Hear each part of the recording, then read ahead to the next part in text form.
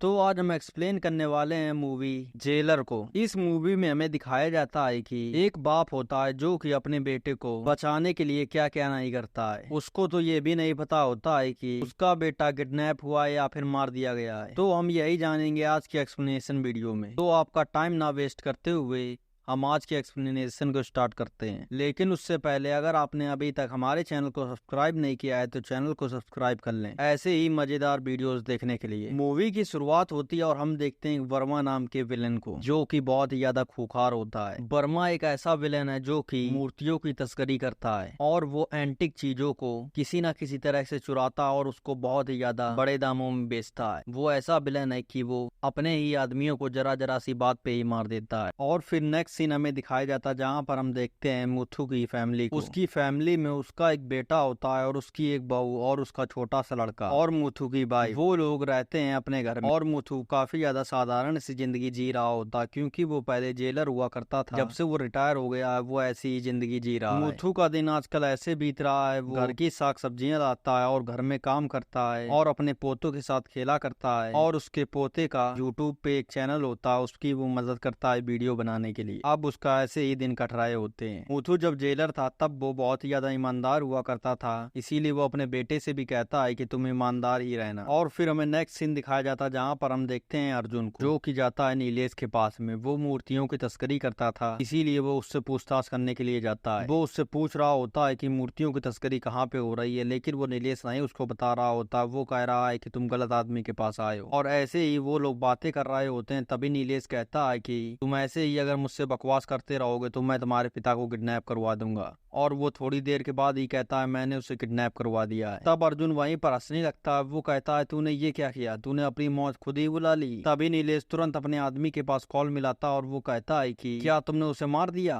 तभी वहाँ पर फोन उठाता है मुथु। वो कहता है कि मैंने जितने भी तेरे साथी थे उन सबको सुला दिया है। तभी नीलेश समझ जाता है कि उसने सारे आदमियों को मार दिया है। और फिर हमें नेक्स्ट सीन दिखाया जाता है जहाँ पर हम देखते हैं कि मुथु अपने बेटे से कह रहा होता है कि ईमानदारी और नेकी के रास्ते पर चलना, और अर्जुन उसकी बात नहीं टालता है, वो उसी रास्ते पर चल रहा होता है। और तभी हम दूसरी तरफ देखते हैं मुथु सब्जी लेकर मार्केट से आ रहा होता है। तभी वहाँ पर एक पांडु नाम का आदमी होता है जो कि मुथु के सामने अपनी गाड़ी को कर देता और उसका एक्सीडेंट ही करने वाला होता है। तभी उसकी सब्जियां वहां पर गिर जाती हैं। तब पांडु उससे कहता है कि अगर तू अगली बार मेरी गाड़ी के सामने आया तो मैं तुझे ठोक ही दूंगा। और फिर हमें नेक्स्ट सीन दिखाया जाता है जहां पर हम देखते हैं कि मुथु को पता चलता है कि उसका बेटा अर्जुन कल रात से घर पर नहीं आया और उसका कोई भी पता भी नहीं है। और कुछ दिन तक तो मुथु अपने बेटे अर्जुन का इंतजार करता है। जब वो घर पर नहीं आता है तो उसको पक्का पता चल जाता है कुछ न कुछ तो गड़बड़ है, नहीं तो अब तक तो अर्जुन आ जाता घर पर। भी मुथु पांडु के साथ मिलकर नीलेश के घर पर जाते हैं और मुथु जैसे ही नीलेश के पास जाता है तो वो सही से बात नहीं उससे कर रहा होता है। तभी वो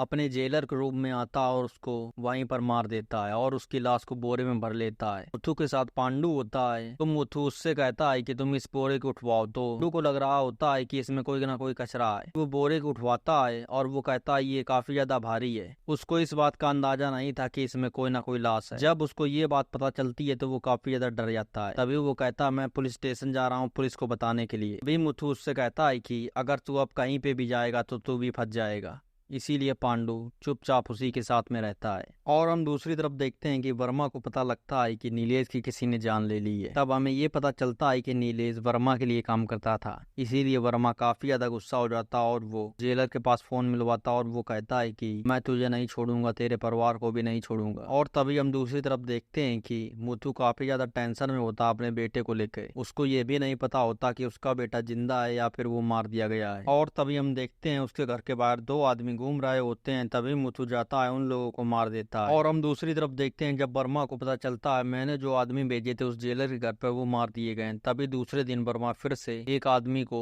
चापड़ा लेके भेजता है और वो उसके पोते को मारने के लिए कहता है। तभी जेलर उसके साथ में होता है, वो अपने पोते को बचा लेता है। तभी जेलर समझ जाता है कि अगर वर्मा से इतनी आसानी से तो पीछा नहीं छूटेगा, इसीलिए मुझे कुछ प्लान बनाना होगा। तभी वो एक डॉक्टर के पास जाते हैं और वो उससे अकेले में बात करने के लिए कहते हैं। तभी वो डॉक्टर से कहता कहता है कि तुम्हें मेरी फैमिली को बताना होगा कि मैं कुछ थोड़ा सा पागल हो गया हूँ, इसीलिए मैं लोगों को मार भी सकता हूँ, और तुम्हें ये काम करना है कि मेरी फैमिली को जब तक मैं वापस ना आ जाऊं तो तुमको यहीं पर रखना है मेरी फैमिली। और तभी हम देखते हैं मुथु निकल जाता है अपनी गैंग को जमा करने के लिए, और सबसे पहले वो जाते हैं शिवराज कुमार के पास, जो कि जेल में काफी ज्यादा बहुत ही बड़ा कैदी हुआ करता था। अब वो मुथु को बहुत ही ज्यादा मानता है। फिर जाते हैं मदद मांगने के लिए मोहनलाल के पास, जो कि वो भी पहले कैदी हुआ करता था। अब वो भी काफी ज्यादा इज्जत करता है मुथु की, और वो दोनों मदद करते हैं मुथु की अपने काम में। और वो लोग कुछ बॉडीगार्ड और स्नाइपर मुथु को काम के आने के लिए देते हैं। वो लोग जो वहाँ पर तस्करी कर रहे होते हैं, तभी उन लोगों का ट्रक मुथु उड़वा देता है। और वहीं हम दूसरी तरफ देखते हैं कि वर्मा पहुंच जाता है मुथु की फैमिली के पास। वो उनको किडनैप भी कर लेता है, और वो मुथु के पास फोन मिलाता है और वो कहता है कि, और तभी मुथु उससे कहता है कि तूने मेरी फैमिली तो किडनैप कर लिया, लेकिन तू क्या सोच रहा है मैं तुझे ऐसे ही छोड़ दूंगा? तभी वो कहता जितना भी तेरा माल था वो सारा का सारा मैंने जब्त कर दिया, अगर तूने मेरी फैमिली को कुछ भी किया तो मैं सारा का सारा तेरा माल उड़ा दूंगा। तब वो तुरंत ही उसकी फैमिली को छोड़ देता है, और मुथु घर आकर अपनी फैमिली से ये कह देता है कि मैं तुमसे अब कुछ भी झूठ नहीं बोलने वाला हूँ। अब यहाँ पे जो होने वाला है वो बहुत ही बड़ी जंग होने वाली है। तभी वहाँ पर कुछ आदमी आ जाते हैं जो कि मुथु के घर पर हमला कर देते हैं, और फिर हम देखते हैं कि मुथु काफी ज्यादा तंग आ चुका होता है वर्मा की अब इस फाइट से। अब वो इस फाइट को वो खत्म ही करने वाला होता है। तभी वो उसके अड्डे पर पहुंच जाता है, और वर्मा और पूरी वर्मा की टीम को बहुत ही ज्यादा वो मारता है। वो बस वर्मा को मारने ही वाला होता है। तभी वो वर्मा कहता है कि तुम्हारा बेटा मेरे पास अभी भी जिंदा है। वो कहता है तू मेरे बेटे को छोड़ देना तो मैं तुझे मार। लेकिन वो वर्मा उससे कहता है कि मैं तेरे बेटे को तब छोड़ूंगा जब तू हीरे से जड़ा हुआ ताज मेरे पास ले आएगा। उसको चुराना इतना आसान नहीं था, क्योंकि वो सरकार की निगरानी में था।